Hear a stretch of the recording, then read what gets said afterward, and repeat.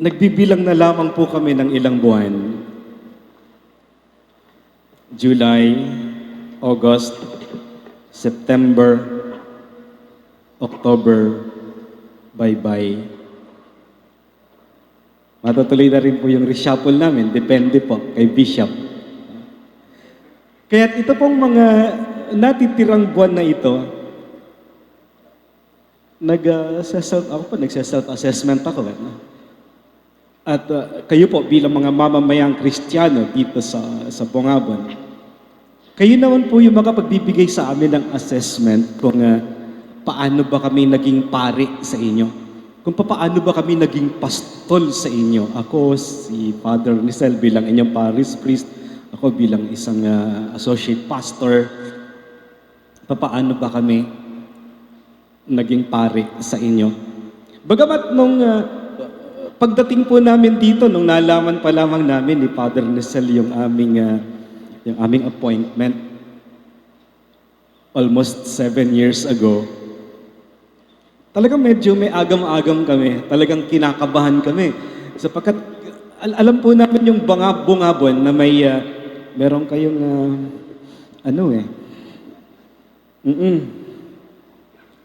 may reputasyon ang Bungabon na talagang nagpapatalsik ng pare, nagpapalayas ng pare. May nanuntok pa nga ng pare, sabi. Oo. Talagang yung mga taga-Bungabon, kapag nagsumbong, diretso sa obispo. Walang due process, minsan. Hindi mo nakausapin yung pare na nagkakamali. Pero nakakatuwa, matatagpos na. Ilang buwan na lang, hindi kami napatalsik ng mga taga-Bungabon. Iisa lang po yung ibig sabihin nun, minahal nyo kami. Sapagkat minahal din namin kayo. Amen. Sa kabila, ako personally, sa kabila ng aking kahinaan, sa kabila ng aming mga kahinaan, tayo po ay nagsama-sama for the past almost 7 years. Pero iisa lang yung masasabi ko, mamimiss ko rin po yung mga taga-Bungabon. Mamimiss namin ang mga taga-Bungabon. Ako po'y taga-Bungabon na. In my heart, saka may lupa ako sa labi. Marami kong pamilya dito na babalikan. Kaya talaga masasabi ko, okay, taga-Bungabon. Introduction lang po yan, ano? Ano ba pinag-uusapan natin dito? Ang ganda po kasi ng gospel. Ang gospel ay tumutukoy sa pagiging pastol. Ang gospel ay tumutukoy sa pagsusugo ng Panginoon sa kanyang mga alagad. At sa konteksto po namin, sa aming buhay bilang mga pare, kaya patuloy pong ipinapaalala para sa mga tao. Sabi nga natin, na yung pare ay pare, pero yung pare ay tao rin. Kaya wag daw po kayong magtaka, wag kayong magugulat kapag nagkakasalubong tayo sa mall, kapag nagkakasalubong tayo sa SNR, wag kayong magtaka kung bakit nagkakasalubong tayo kung saan-saan. Kasi karaniwang tao rin naman po kami, may karapatang mamasyal, may karapatang magsaya. Pagkatapos na po ng Second Vatican Council, talagang malaki na po yung pagkakaiba, malaki na yung pagbabago doon sa imahe ng mga pare. Sige po, taas ang kamay nung nakaabot, umamin kayo ha, sino ang nakaabot nung ang pagmimisa pa ay nakatalikod sa tao, yung pare? Taas ang kamay. Isa. Okay. Umamin siya. Taas ang kamay noong nakaabot pa doon sa mga pare na merong bilog dito. Ikaw din. Oo, may tonsure. Sino ang nakaabot doon sa mga pare na palagi nakasutana, may hawak na Biblia at rosaryo sa kamay at paikot-ikot lang sa simbahan? Ikaw din.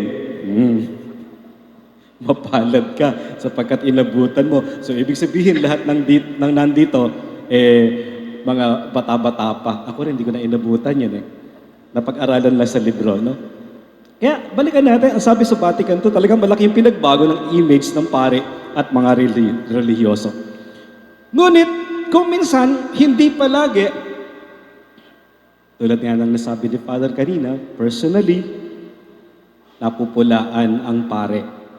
Kasi hindi naman perpekto yung pare Talagang ang tawag sa amin, kadalasan ay Padre, narinig ko yun, Padre Damaso. Sapagkat ang tingin lagi sa pare, mali. Sabi nga, kapag nagmisa siya on time, advance yata yung relo ni Father. Kapag na-late naman, pinaghihintay ng pare yung mga tao. Kapag mahaba yung sermon, kakaantok, tutulog. Pero hindi kayo makakatulog sa lakas ng boses ni Father Bill. Kapag mahikli yung sermon, hindi naghanda. Ere pa, kapag si Father may nakitang kasamang babae, chicks ni Father. Kapag laging kasama ni Father ay lalaki, ahay si Father.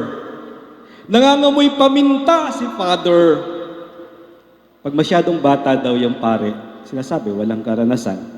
Pero kapag matanda na yung pare, hindi pa magretiro yung pari na yan. Wala nang kwenta. Kaya, tama nga lang na sabihin, as long as the priest lives, there are always people who are better than him. But if the priest dies,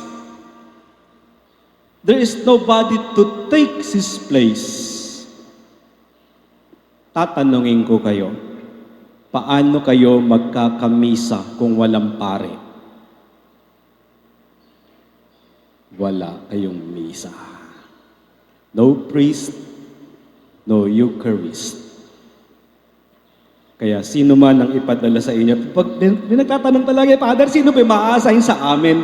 Father, sino ba mapupunta sa bungabon? Iisa lang yung sagot ko, pare. Whoever. Sino man ang mapunta sa inyo, tanggapin ninyo.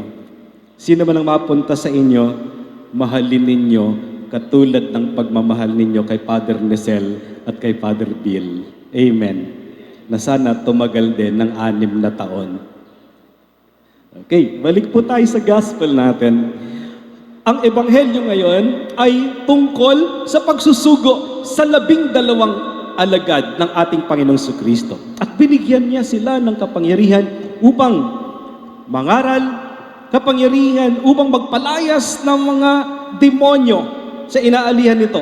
Binigyan ng kapangyarihan upang magpagaling ng mga may sakit sa pamamagitan ng pagpapahid ng langis sa kanila. Pero ito po yung pinaka-importante.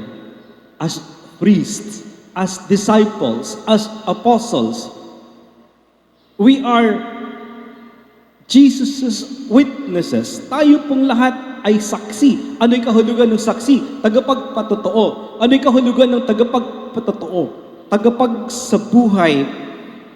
Sa pamamagitan ng kanilang pagsaksi at mabubuting gawa, na ihahatid nila ang kagalakan ng mabuting balita. Kaya ito yung isang encyclical na isinulat ng ating minamahal na Santo Papa, si Pope Francis, The Gospel of Joy.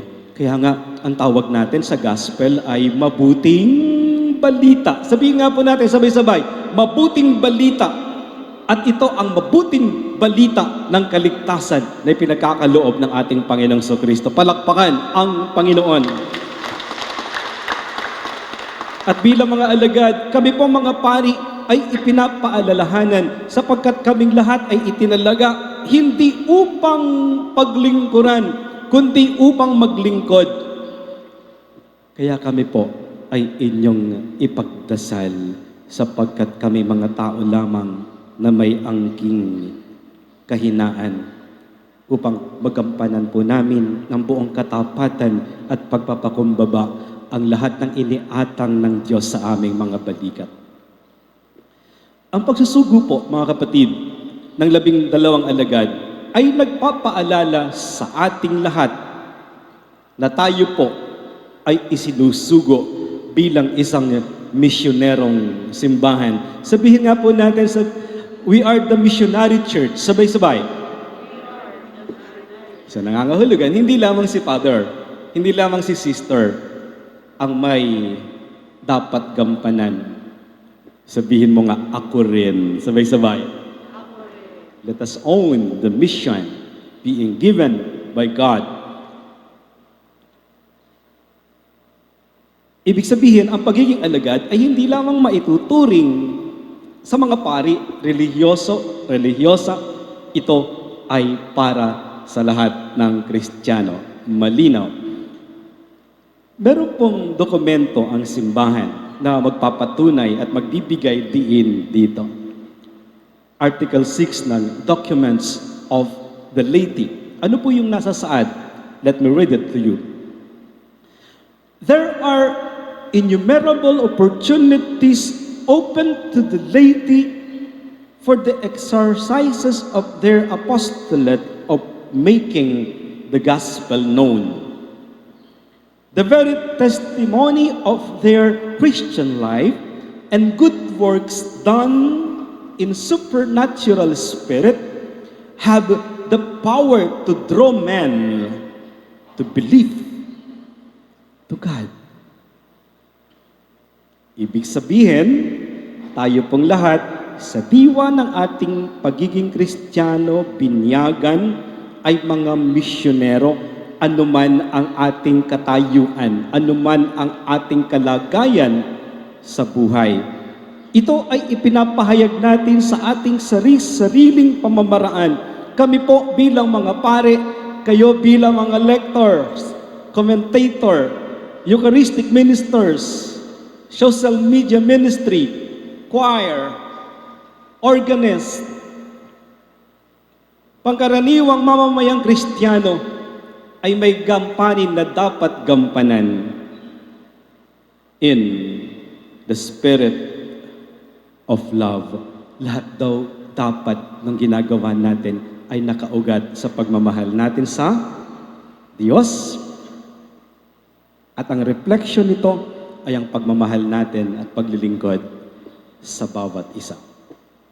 Sa pagwawakas ng pagninilay na ito, sa taong ito na pinagdiriwang natin ang 500 taon ng pagpapahayag ng ating pananampalataya, alalahanin daw po natin, iba-iba yung ating mga gawain, ngunit iisa ang pagtawag, sapagkat lahat po tayo ay tinawag at isinugo ng ating Panginoong Jesucristo na magpahayag ng kanyang paghahari. Sapagkat tayong lahat ay tagapagdala ng kagalakan ng mabuting balita. We are the sharers, we are the bringer of the gospel of joy. Amen. Harapin mo yung katabi mo, saka kang ngumiti sa kanya, kahit hindi nakikita. Ngumingiti ang inyong mga mata, sapagkat tinanggap nyo sa araw na ito ang gospel of joy. At sama-sama tayo bilang sambayanan ng mga alagad, kasama ng inyong mga pari, kasama ng lahat ng leader laiko sa diwa ng ating pagiging mananampalataya. Magandang umaga po sa inyo lahat. Palakpakan ang Panginoon.